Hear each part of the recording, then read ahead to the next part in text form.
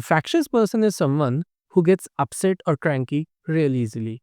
They quickly get irritated, often cause trouble, and make situations tense or difficult.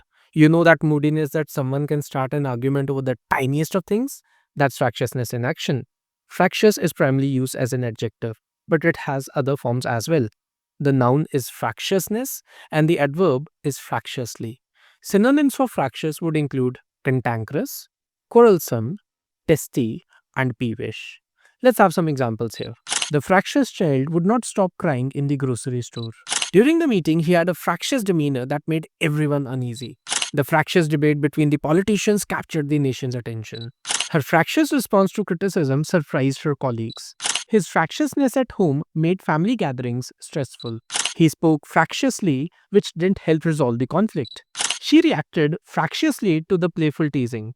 So, next time you encounter someone who's easily irritated or just plain right cranky, remember they are being fractious.